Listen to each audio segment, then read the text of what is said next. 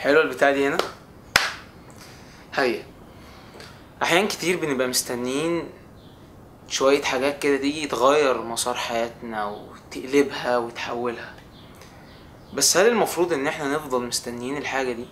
يعني دايما كنت بزمان بقول ان شاء الله ان شاء الله ربنا يهديني كده، هو هيحصل حاجه كده فربنا يهديني، مش عارف ايه اللي هيحصل، حد هيجي، هتجوز حد يهديني واحنا بنبقى مستنيين ان يحصل حاجه كده، يجي لنا اي حاجه غريبه تغير القلب. فانا عملت حادثتين طبعا مش هنساهم، لان واحده منهم قلبي وقف فيها 3 ثواني.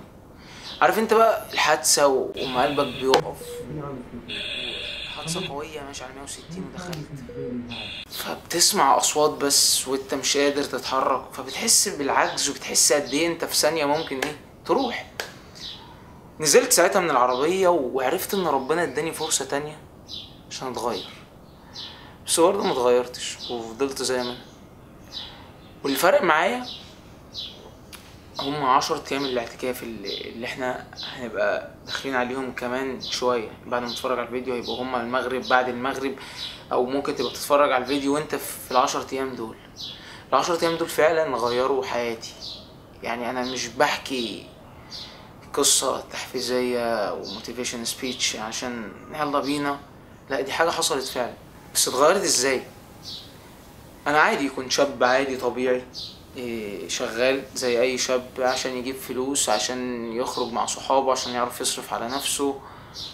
يعني ما كنتش الدين ده في دماغي خالص. يعني كنت دايما بخاف وانا بعمل حاجه عشان عارف ان في ربنا، بس ما كنتش مدرك. فجت لحظه عليا كده حسيت لا ان انا لازم اراجع نفسي. كنت واقف في الاستاد وبشجع، ومع القوة بتاعت الناس والشجاعة قلت انا مستني الموت دلوقتي، انا مستعد اموت. فانا قلت انا مستعد اموت لان انا مش مدرك يعني ايه الموت، انا مش مدرك يعني ايه عذاب القبر، انا مش مدرك يعني ايه ملاكين اللي هيجي يحاسبوني، مش مدرك كل القصص دي ولا على علم بيها. فقلت ان انا مستعد اقابلها. فحصل ان انا كنت شغال في ليلة 20 رمضان تقريبا، وكنت بعمل ذنب معين وانا شغال، كنت بدخن يعني عشان، وانا شغال لقيت نفسي رميت السيجاره ولقيت نفسي بطلع البيت بجهز شنطتي. كان في واحد صاحبي ربنا يجازيه عني كل خير كان بيقعد يقول لي يا ابني طب ما تيجي ال10 ايام دول هيفرقوا معاك، ال10 ايام دول هيعمل. انا ما كنتش واخد اي قرار وما كنتش بفكر في الموضوع خالص، وما اعرفش لغايه دلوقتي انا ببص لقيت نفسي في المسجد ازاي. يعني انا وانا بحكي دلوقتي مش مستوعب الموقف ولا فاكره. فانا لقيت نفسي في المسجد بالمخده، حتى قلت ايه ده، انا عملت ايه؟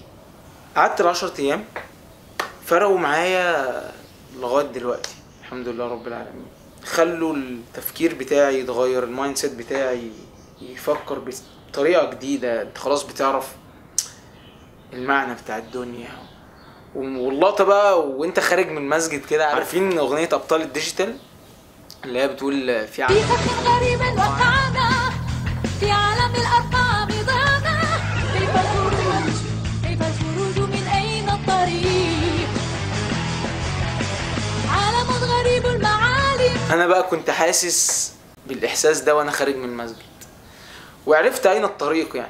يعني هو الطريق هو المسجد، هو طريق ربنا سبحانه وتعالى. لان بقى بعديه حصل حاجات كتير في حياة الواحد طبعا، يعني مش هقدر احكيها كلها، بس حصل علاقة تانية وانا مش عارف ارجع لها تاني. يعني مش عارف ارجع للايام دي تاني، بس علاقة تانية وقلب تاني وانشغال بحاجات تانية وموضوع تاني خالص. يعني كان في، يعني عشان تتغير انت محتاج 3 حاجات، محتاج بيئة ومنهج وصحبة.